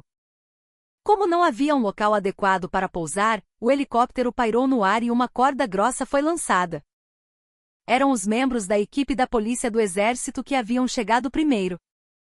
Vestidos com uniformes de combate pretos e balaclavas, os soldados desceram habilmente pela corda e rapidamente dominaram a área. Eles prestaram continência a Helena e verificaram o estado do jornalista Lucas Almeida, que estava ferido. Tudo correu de forma organizada. "Senhora General, que bom que está a salvo", relatou o líder da equipe. Helena sentiu e perguntou: "Qual a situação na entrada da mina?" Quando chegamos, os 4 homens da patrulha externa já haviam fugido. A entrada da mina está completamente desmoronada, impossível de entrar. Acreditamos que não há sobreviventes. Helena ficou em silêncio por um momento. Os 2 guardas deixados na mina provavelmente foram soterrados. Eram inimigos, mas um gosto amargo permaneceu. Mas não era hora para sentimentalismos. Uma maca desceu do helicóptero e Lucas, após receber os primeiros socorros de um médico militar, foi içado. Mesmo sendo levado na maca, ele se curvou em direção a Helena. Helena respondeu com um pequeno aceno de cabeça. Quando Helena também estava prestes a subir no helicóptero, seu telefone via satélite tocou. Era do gabinete do ministro da Defesa. Um pressentimento ruim a invadiu. General Helena Ribeiro. General Helena, aqui é o chefe de gabinete. Que diabos você está fazendo? Recebemos um relatório de que você mobilizou tropas militares em área civil e usou armas de fogo sem autorização. Isso é verdade? A voz do outro lado da linha estava exaltada. A situação era de emergência. A vida de um refém estava em perigo e confirmei no local a conivência entre policiais corruptos e milicianos. O relatório oficial será entregue no meu retorno. Relatório? Que relatório? Cancele todas as operações imediatamente e retire-se do local. Esta é uma ordem direta do ministro. Cancelar a operação? Mas acabamos de começar a desvendar o caso. Há um político de alto escalão envolvido. Não podemos simplesmente abafar isso. Está falando do deputado Arthur Medeiros? Quando o chefe de gabinete mencionou o nome, o coração de Helena gelou. Significava que a pressão já havia chegado ao mais alto escalão do Ministério da Defesa. A senhora já sabia? General Helena, as coisas não são tão simples. O deputado Medeiros faz parte da Comissão de Defesa Nacional. É ele quem segura o orçamento das Forças Armadas. Não crie problemas e retorne logo. Abafaremos este caso silenciosamente. Não posso, disse Helena com firmeza. O quê? Não posso seguir uma ordem para abafar um crime que ameaça a vida e a segurança dos cidadãos por razões políticas. Eu sou uma soldado. Minha lealdade é para com a nação e o povo, não para com um político específico. Mulher, você está cometendo insubordinação? Quer acabar com sua carreira militar? A voz do chefe de gabinete se transformou em um grito. Mas Helena não se abalou. Quando em combate em zona de operação, se a comunicação com o comando superior for interrompida, o comandante em campo tem autoridade para continuar a operação a seu critério. E eu estou neste momento em combate contra um inimigo que ameaça a segurança nacional. Desculpe, mas o sinal está muito ruim. Helena desligou o telefone unilateralmente. Era uma clara insubordinação. Uma aposta que colocava em risco toda a sua carreira militar. O líder da equipe da PE que a observava perguntou com cautela: Senhora General, a senhora ficará bem? Não ficarei. Mas é algo que precisa ser feito. Em vez de subir no helicóptero, ela ordenou ao líder da equipe: sua equipe irá escoltar o jornalista Lucas Almeida para um hospital militar seguro e garantir sua proteção total. Impeçam o acesso de qualquer força externa, especialmente da polícia. Não confie neles. Eu ficarei aqui para coletar mais provas. Mas, senhora general, sozinha. É uma ordem. Vão. O líder da equipe não pôde mais questionar. Prestou continência e subiu no helicóptero. O helicóptero levantou um vento forte e desapareceu na escuridão. Na floresta silenciosa, Helena ficou sozinha. Agora, sem o apoio oficial do exército, ela teria que lutar sozinha contra um poder imenso. Ela colocou o cartão de memória e o caderno de anotações que Lucas lhe entregou dentro da farda. Eram suas únicas armas. Ela começou a caminhar de volta em direção à entrada da mina. Embora a entrada estivesse desmoronada, os arredores ainda deveriam ter vestígios do aterro de resíduos da construtora Império. Ela vasculhou a área ao redor da mina durante toda a noite. E encontrou Sob um terreno habilmente camuflado, centenas de tambores de resíduos tóxicos foram desenterrados. Um fedor insuportável impregnava o ar. O símbolo de perigo indicando o resíduo industrial estava claro. Apenas isso já era uma prova concreta para ligar a construtora Império e Arthur Medeiros. Ela filmou toda a cena com seu celular. Ao amanhecer, ela terminou de coletar todas as provas. Agora, o que restava era como levar essas provas ao mundo. Ela desceu a montanha. E na entrada da estrada que levava à Vila da Névoa, encontrou dezenas de viaturas policiais à sua espera. Eles estavam alinhados em ambos os lados da estrada, como se recebessem um general vitorioso. Mas em seus rostos não havia sinal de boas-vindas. Apenas olhares frios e hostis. Do meio das viaturas, um homem saiu. Era o comandante da Polícia Militar da região. General de Brigada Helena Ribeiro, você está presa em flagrante por deserção, agressão a civis e uso ilegal de armas. Com a declaração do comandante, dezenas de policiais a cercaram. No olho do furacão, ela estava completamente isolada. Dezenas de policiais cercaram Helena. Seus olhares eram frios, e suas mãos roçavam as pistolas na cintura. A tensão era palpável. O comandante da Polícia Militar, de braços cruzados, olhava para ela com uma expressão de triunfo. Renda-se e entregue suas armas, general. Mais resistência e serei forçado a dar ordem para atirar, disse ele. Sua voz, ao contrário da subserviência do capitão Bastos na noite anterior, estava carregada da arrogância de quem tem o apoio do poder. Era claro que ele havia recebido alguma garantia do deputado Arthur Medeiros. Helena levantou as mãos lentamente. Mas não era um sinal de rendição. Ela tirou do peito o caderno de anotações e o cartão de memória do jornalista. É por causa disto? Sua voz era baixa, mas tinha força suficiente para abafar todos os outros sons. Aqui dentro está a verdade que vocês tanto querem esconder. O deputado Arthur Medeiros, a construtora Império e todo o cartel de corrupção de Vila da Névoa, incluindo vocês. Todas as provas estão aqui. O rosto do comandante endureceu por um instante. Ele tentou parecer indiferente, mas Helena não perdeu o tremor sutil em seus olhos. Não sei do que você está falando. Entregue essas supostas provas e se entregue. Você acha que eu vou entregar assim tão fácil? Helena riu. E então fez algo que ninguém esperava. Pegou seu celular e iniciou uma videochamada. Ricardo, tudo bem? Na tela apareceu um homem de meia-idade, de óculos. Atrás dele, via-se a movimentação de uma redação de jornalismo. Helena. Há quanto tempo? Mas... que aparência é essa? Parece que saiu de uma guerra. Quase isso. Tenho uma imagem muito interessante para te mostrar. Consegue colocar ao vivo?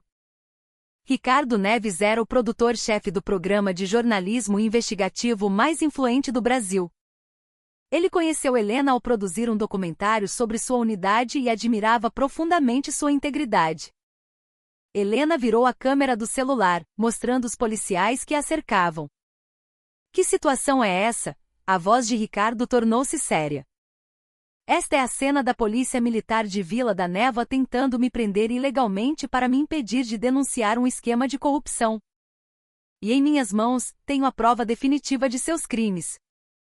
O rosto do comandante ficou branco. A ideia de que aquela cena pudesse ser transmitida ao vivo para todo o país o deixou tonto. Desligue essa comunicação agora, ele gritou, mas Helena o ignorou. Ela ergueu o cartão de memória e disse, Ricardo, vou revelar o conteúdo deste cartão de memória agora. Se algo acontecer comigo aqui, ou se esta prova desaparecer, todo o país saberá quem está por trás disso. Ela colocou o celular no chão, ajustando o ângulo para que a câmera capturasse bem a cena. Então, abriu o caderno de anotações e começou a ler seu conteúdo em voz alta com força e clareza. Nos últimos anos, a construtora Império enterrou ilegalmente dezenas de milhares de toneladas de resíduos tóxicos gerados na construção do resort de Vila da Névoa na mina abandonada da Serra dos Órgãos. Durante esse processo, a polícia militar local, em conluio com a milícia Comando da Serra, controlou a área, intimidou e agrediu moradores que se opunham, participando ativamente do crime. Sua voz ecoou pelo alto-falante do celular. Os policiais não sabiam o que fazer, apenas olhavam uns para os outros. Se a atacassem, a imagem seria transmitida para todo o país. Estavam em um beco sem saída. No topo de toda essa corrupção está o deputado federal da região, Arthur Medeiros.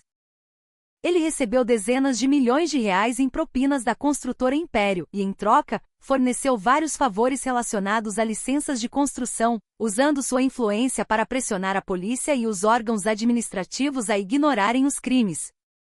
Este caderno contém a lista de suas contas fantasmas e o fluxo detalhado do dinheiro.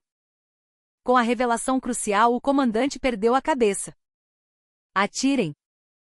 Atirem nessa mulher! Com seu grito, alguns policiais apontaram as armas, mas ninguém atirou. Atirar em uma general desarmada, ao vivo para todo o país, era o mesmo que jogar a própria vida fora. Foi nesse exato momento que, do topo da serra, vários sedãs pretos desceram em alta velocidade, levantando poeira. Os carros romperam a barreira policial e pararam, cercando Helena. As portas se abriram e homens robustos de terno desceram. Em suas lapelas, o distintivo do Centro de Inteligência do Exército CIE. O homem na frente se aproximou do comandante e mostrou sua identificação. Sou o chefe da divisão de contra-inteligência do CIE. A partir deste momento, este caso está sob nossa jurisdição. A polícia militar deve retirar todas as suas tropas imediatamente e entregar todo o material relacionado à investigação. O comandante ficou pasmo. Mas, por que vocês estão aqui? A pedido da general Helena, estávamos monitorando todas as comunicações em Vila da Névoa desde ontem à noite. Ouvimos muito bem a conversa entre você e o deputado Arthur Medeiros, comandante. Você está preso por abuso de poder e obstrução da justiça. Agentes do CIE se aproximaram do comandante e o algemaram. O jogo havia virado completamente. Só então Helena relaxou e deu um leve sorriso. Ela havia, sim, desobedecido a uma ordem do ministério, mas, ao mesmo tempo, pedirá ajuda a uma outra linha de comando confiável. O chefe da divisão de contra-inteligência era um antigo companheiro com quem ela arriscara a vida em missões passadas. Ele escolheu a justiça em vez de ceder à pressão política. A videochamada com Ricardo Neves continuava. Toda aquela cena dramática foi capturada pela câmera. Ricardo, o verdadeiro começo é agora. Vou te entregar este arquivo. Mostre-o ao mundo, disse Helena, pegando o celular do chão, escoltada por um agente do CIE. O prelúdio do contra-ataque havia começado. Uma grande guerra contra o poder corrupto estava prestes a começar. O programa de jornalismo investigativo de Ricardo Neves foi ao ar em edição de emergência naquela noite. As provas que Helena obteve arriscando a vida se espalharam pelo país. A verdade chocante escondida por trás da bela natureza de Vila da Névoa, as imagens do aterro de resíduos tóxicos da construtora Império, causaram um enorme impacto na população. A cena de resíduos químicos repugnantes sendo enterrados e, ao lado, milicianos rindo e conversando como se nada fosse, foi suficiente para inflamar a ira pública. O efeito da transmissão foi avassalador. Na manhã seguinte, as manchetes de todos os jornais e noticiários estampavam o Medeiros Gate. A relação de conluio entre o deputado Arthur Medeiros, a construtora Império e a polícia militar de Vila da Névoa foi exposta cruamente. A lista de contas fantasmas e o fluxo de dinheiro registrados no caderno de anotações do jornalista Lucas Almeida eram provas tão contundentes que o Ministério Público não teve outra opção a não ser iniciar uma investigação imediata.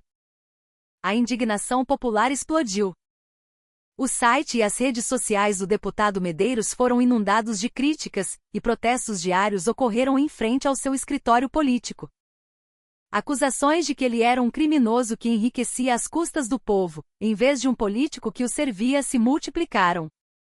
Uma petição online exigindo sua prisão imediata alcançou centenas de milhares de assinaturas em apenas um dia. O mundo político também foi abalado. O partido de Medeiros convocou uma reunião de emergência, mas não encontrou uma solução para acalmar a opinião pública. Inicialmente tentaram minimizar o caso como um ataque político da oposição, mas as provas eram irrefutáveis. Pressionado pela opinião pública, o partido acabou sugerindo que ele se desfiliasse voluntariamente, numa tentativa de cortar os laços. Arthur Medeiros resistiu desesperadamente. Convocou uma coletiva de imprensa e negou todas as acusações. Alegou que o aterro de resíduos era uma iniciativa exclusiva da construtora Império e que ele não sabia de nada. Afirmou que as acusações de recebimento de propina eram forjadas e que havia forças políticas tentando incriminá-lo. Ele, em particular, classificou a general Helena como uma figura perigosa que, esquecendo seus deveres militares, tentava interferir na política, e insistiu que seus próprios atos ilegais deveriam ser punidos primeiro. Mas sua tentativa de defesa teve o efeito contrário. O jornalista Lucas Almeida, que se recuperava no hospital militar, rebateu as alegações de Medeiros em uma entrevista de seu leito. Com o rosto ainda inchado, sua voz era firme.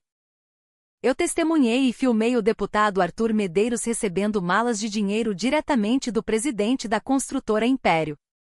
A razão pela qual eles me sequestraram e tentaram me matar foi para eliminar essa prova. Quem me salvou foi a general Helena Ribeiro. Ela não é uma militar política, mas uma verdadeira heroína que salvou a vida de um cidadão do poder corrupto. O depoimento do jornalista jogou mais lenha na fogueira da opinião pública. O povo se enfureceu com as mentiras de Medeiros, e as vozes em defesa de Helena se multiplicaram. Hashtags como Força General Helena dominaram as redes sociais. Enquanto isso, uma força-tarefa conjunta do CIA e do Ministério Público foi formada, e a investigação avançou rapidamente. O comandante da PM e o capitão Bastos foram os primeiros a serem presos. Inicialmente negaram as acusações, mas diante das provas em vídeo obtidas por Helena e das gravações de suas conversas com Medeiros, acabaram confessando tudo. De suas bocas, saíram depoimentos chocantes de que, sob as ordens de Medeiros, abafaram investigações, destruíram provas e até mesmo vigiaram ilegalmente moradores que se opunham ao projeto. Tonhão, o chefe de operações do Comando da Serra, também foi capturado. Ele tentou jogar toda a culpa em Medeiros e na construtora Império, alegando ser também uma vítima. Seu depoimento revelou que a construtora Império não era apenas uma empresa de construção, mas o braço operacional que administrava o fundo de propina de Medeiros e executava seus trabalhos sujos. Uma busca e apreensão foi realizada na construtora Império, e no cofre secreto do presidente foi encontrado um livro-caixa duplo com registros detalhados dos valores e datas das propinas pagas a Medeiros. As peças do quebra-cabeça se encaixavam, revelando perfeitamente a estrutura do gigantesco cartel de corrupção. Todas as provas apontavam para Arthur Medeiros. Ele não tinha mais para onde escapar. No Congresso foi apresentado um pedido de cassação de seu mandato, e o Ministério Público emitiu uma ordem de proibição de sua saída do país. Sua brilhante carreira política estava desmoronando. No centro de toda essa turbulência, Helena permanecia em um pequeno escritório do CIE. Ela era a testemunha-chave da investigação e, ao mesmo tempo, uma ré por insubordinação. Ela cooperou com todas as investigações com serenidade. Explicou sem hesitar as razões por trás de cada uma de suas ações e decisões. Para ela não havia vergonha nem arrependimento. Enquanto todos os holofotes do mundo se concentravam no Medeiros Gate, Helena olhava silenciosamente pela janela. Ela não se abalou com os elogios da mídia nem com as críticas de dentro do exército. Em sua mente havia apenas um pensamento: ainda não acabou. Ela sabia que mesmo que a cabeça do dragão Arthur Medeiros fosse cortada, suas raízes ainda permaneceriam profundas na sociedade. A verdade foi revelada, mas a guerra estava apenas começando. Um rato encurralado morde o gato. Arthur Medeiros, à beira do abismo, iniciou sua última e desesperada luta. Usou toda a sua rede de contatos e poder para tentar escapar da investigação. Espalhou notícias falsas a seu favor na imprensa e contratou advogados influentes para pressionar o Ministério Público. Mas, diante de uma opinião pública hostil e provas irrefutáveis, suas tentativas pareciam inúteis. Então, ele optou por um método mais perigoso e extremo. Decidiu eliminar as figuras-chave que o levaram a essa situação, Helena Ribeiro e Lucas Almeida. Ele acreditava que se as testemunhas desaparecessem, a credibilidade de todas as provas seria abalada, e ele teria uma chance de escapar no julgamento. Contratou secretamente profissionais. Não milicianos amadores como Tonhão, mas ex-agentes de inteligência que se moviam como sombras, sem deixar rastros. A ordem era simples: fazer Helena e Lucas desaparecerem deste mundo silenciosamente. O primeiro alvo foi Lucas Almeida, cuja segurança era relativamente mais fraca. Embora estivesse internado em um hospital militar, a atenção da mídia havia diminuído, e a vigilância ao redor do hospital relaxara. Certa noite, 2 homens vestidos de médico se infiltraram em seu quarto. Em suas mãos, seringas com veneno. Mas, no momento em que se aproximaram da cama de Lucas, a porta do banheiro se abriu e homens robustos saíram. Era a equipe de segurança do CIE. Helena havia previsto que Medeiros agiria dessa forma e reforçara a segurança do hospital, armando uma cilada. Os assassinos foram presos em flagrante e provas irrefutáveis de que Medeiros estava por trás da tentativa foram obtidas. Com a acusação de tentativa de homicídio adicionada, Medeiros foi levado a um estado de ruína irreversível. O alvo restante era Helena. Mas ela estava sob a proteção rigorosa do CIE, tornando quase impossível um ataque externo. Então, Medeiros decidiu usar um inimigo interno. Entrou em contato com oficiais corruptos dentro do exército que tinham ligações com ele. Helena é uma traidora que manchou a honra do exército. Há informações de que ela está vendendo segredos militares à imprensa. Deixá-la impune é uma grave ameaça à segurança nacional. Alguns oficiais, enganados por sua falsa propaganda, começaram a agir. Questionaram a insubordinação e o abuso de poder de Helena, criando uma opinião pública para que ela fosse levada a um tribunal militar. As facções conservadoras do exército se juntaram a eles. Críticas grosseiras como essa general mulherzinha está se exibindo demais surgiram. O inimigo interno era mais assustador que o externo. Finalmente, Helena foi indiciada pela promotoria militar. As acusações incluíam dezenas de crimes como insubordinação, deserção e uso ilegal de armas em área civil. O povo a via como uma heroína, mas a lei militar era fria. Legalmente falando, suas ações eram claramente ilegais.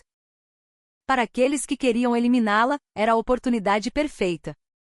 No dia do julgamento militar, o tribunal estava lotado de jornalistas e espectadores.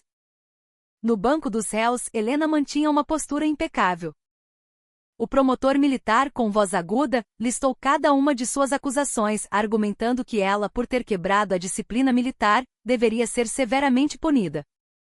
Todos os olhares se voltaram para Helena. Ela se levantou para suas alegações finais. Eu não me arrependo de minhas ações. Sua voz ecoou pelo tribunal. É verdade que violei a lei. É verdade que desobedeci a ordens. Mas eu pergunto, ignorar uma ferida que apodrece é o dever de um soldado? Se esconder atrás de procedimentos e regulamentos, sabendo que o povo está sofrendo, é o verdadeiro espírito militar? Ela olhou diretamente para cada um dos juízes e continuou: o que eu tentei proteger não foi minha patente ou minha honra. O que eu tentei proteger foi a própria razão da existência de um soldado. O Brasil e o nosso povo que vive nesta terra. Se isso é um crime, eu aceitarei a punição. Mas lembrem-se, a sentença que me derem hoje será uma ordem para que todos os soldados deste país fechem os olhos para a injustiça. Quando sua defesa terminou, um silêncio pesado tomou conta do tribunal. Suas palavras não eram uma simples desculpa, mas uma questão fundamental sobre a razão de ser de todo o exército. Os juízes caíram em profunda reflexão. Entre a lei e a realidade, o princípio e a justiça, eles tinham que tomar uma decisão difícil. A última cartada de Medeiros e de seus protetores havia colocado a consciência do judiciário e do exército brasileiro à prova. O ar no tribunal estava pesado. As alegações finais de Helena transcenderam a disputa legal, questionando fundamentalmente o valor da existência do exército e a justiça do país. Os rostos dos juízes mostravam uma profunda angústia. Eles sabiam que essa sentença, mais do que decidir a culpa ou inocência de um indivíduo, seria uma mensagem para toda a organização militar. A pressão do lado de Medeiros era intensa.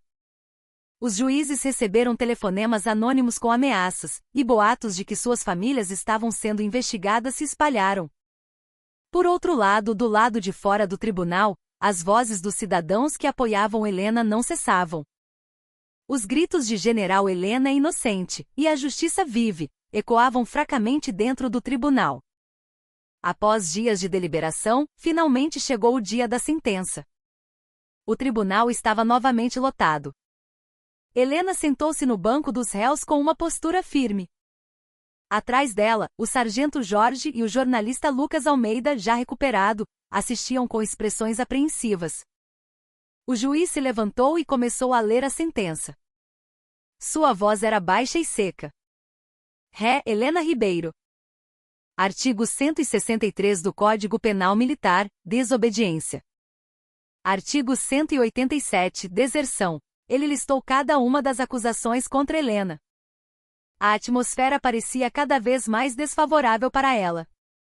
Suspiros de desapontamento foram ouvidos da plateia. Um leve sorriso apareceu nos lábios do promotor militar. Em relação a estas acusações, este tribunal reconhece que os atos da ré infringiram a lei. Ao ouvir isso, muitas pessoas previram um veredicto de culpa. No entanto, o juiz fez uma pausa e continuou a ler a parte mais importante da sentença. Contudo, este tribunal não pode deixar de considerar profundamente a situação em que a ré se encontrava e a motivação de seus atos. A ré agiu para proteger a vida e o direito à informação dos cidadãos, enfrentando uma poderosa força de corrupção que abalava as fundações do país. Isso deve ser visto como cumprimento de seu dever primordial como soldado. Um murmúrio começou a se espalhar pelo tribunal. A lei existe para proteger o povo, e o exército existe para defender a nação. Se a lei e os regulamentos forçam a negligência de situações que prejudicam o povo e o país, isso vai contra o espírito da lei. Os atos da ré, embora processualmente legais, não podem ser objeto de punição quando se considera a legitimidade de seu propósito e a importância de seus resultados. Esta é uma decisão baseada no princípio da inexigibilidade de conduta diversa. Ou seja, naquelas circunstâncias, não era socialmente exigível que a ré ignorasse a ilegalidade e apenas obedecesse a ordens. A voz do juiz ganhou força. Portanto, este tribunal, em relação a todas as acusações apresentadas contra a ré Helena Ribeiro, a declara inocente. Bate. Bate. Bate. No momento em que o martelo soou, aplausos e gritos de alegria explodiram no tribunal.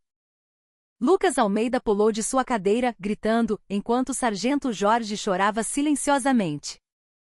Os olhos de Helena, que mantivera uma expressão firme, também ficaram ligeiramente vermelhos. Esta sentença foi um marco na história jurídica do Brasil. Foi uma decisão que deu preferência à justiça, o valor último que a lei deve buscar, em vez de se ater a formalidades legais. Poucos dias depois, o Congresso aprovou, com esmagadora maioria, a cassação do mandato do deputado Arthur Medeiros. Ele não podia mais se esconder atrás do escudo da imunidade parlamentar. O Ministério Público imediatamente invadiu sua residência e, diante das câmeras da imprensa, o algemou. Seu poder, que antes parecia alcançar os céus, desmoronou miseravelmente. O presidente da construtora Império e outros envolvidos também foram presos e aguardavam o julgamento. Vila da Névoa passou por uma grande auditoria, e funcionários públicos corruptos foram demitidos em massa. A Serra dos Órgãos, onde os resíduos tóxicos foram enterrados, entrou em um processo de limpeza e recuperação de nível nacional. Tudo parecia estar voltando ao seu devido lugar. Helena retornou ao exército. Os olhares sobre ela haviam mudado. Alguns a viam como uma heroína, outros ainda a consideravam uma figura perigosa que abalou a disciplina militar. Mas ela não se importava com esses olhares. Apenas cumpria suas missões em silêncio. Em um dia claro, ela voltou à Serra dos Órgãos com o jornalista Lucas Almeida, que a visitará. Na entrada da mina, onde os trabalhos de limpeza estavam em andamento, uma pequena placa dizia, para lembrar uma história dolorosa e prometer um futuro verde. General, graças a você, este lugar está recuperando sua vida, disse Lucas. Seu rosto agora tinha uma cor saudável. Não fui eu. Foi a sua coragem de revelar a verdade e a convicção de seu pai, que não desistiu da justiça mesmo depois de perder um filho, que conseguiram isso. E foi possível porque cidadãos comuns viram tudo isso e se indignaram. Os dois olharam em silêncio para a serra verdejante. O vento soprava suavemente sobre a terra ferida. Ainda havia muitas cicatrizes, mas agora soprava um vento de cura e esperança. A sentença de justiça não era o fim, mas o significado de um novo começo. O Medeiros Gate deixou um impacto profundo na sociedade brasileira. À medida que o julgamento avançava, revelou-se quão profunda e ampla era a rede de corrupção centrada em Medeiros.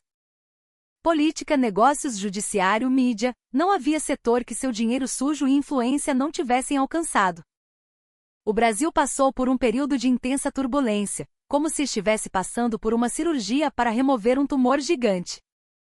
Medeiros negou suas acusações durante todo o julgamento, mas acabou sendo condenado à prisão perpétua por acusações de suborno de centenas de milhões, abuso de poder e tentativa de homicídio. O outrora poderoso candidato à presidência passaria o resto de sua vida em uma cela fria. O presidente da construtora Império e outros cúmplices também receberam sentenças pesadas. Vila da Névoa, o ponto de partida do caso, foi designada como uma área de gestão especial e passou por uma reforma radical. Os cargos vagos deixados por funcionários corruptos foram preenchidos por talentos competentes e honestos, e o projeto de limpeza e recuperação ambiental da Serra dos Órgãos prosseguiu de forma transparente, com atenção nacional. O comando da Serra foi desmantelado, e Vila da Névoa começou a recuperar sua vitalidade, livre da sombra escura que a oprimiu por tanto tempo. O jornalista Lucas Almeida, como primeiro denunciante e testemunha-chave do Medeiros Gate, ganhou os prêmios de jornalismo mais prestigiados daquele ano. Ele se tornou um jornalista estrela, mas não se tornou arrogante. Pensando no sacrifício de seu irmão e de Helena, ele prometeu se tornar um jornalista que dá voz aos mais vulneráveis. Ele continuou a fazer reportagens investigativas que expunham o quão perigoso o poder pode se tornar quando não é vigiado. O sargento Jorge Almeida, ao ver a honra de seu filho restaurada e a justiça pela qual seu filho arriscou a vida ser realizada, finalmente pôde aliviar um pouco do fardo em seu coração. Ele doou todos os seus benefícios como veterano de guerra à sociedade e se tornou um ativista ambiental, decidindo dedicar o resto de sua vida a restaurar a natureza destruída em todo o país. Helena voltou à sua rotina militar. Após sua absolvição, vozes de autorreflexão se ergueram dentro do exército. Um sistema de proteção a denunciantes, apelidado de Lei Helena, foi fortalecido, e a independência do órgão de fiscalização de corrupção foi garantida, entre outras mudanças positivas. Ela ainda enfrentava a resistência de algumas facções, mas o número de oficiais mais jovens que a apoiavam e seguiam era maior. Ela assumiu a importante tarefa de reformar o treinamento e a educação no comando de operações especiais, esforçando-se para formar novas gerações de soldados não apenas com habilidades de combate, mas também com um forte senso de patriotismo e espírito militar. Mas nem tudo foi um final feliz. Por trás de grandes eventos, sempre há cicatrizes das pessoas que ficam para trás.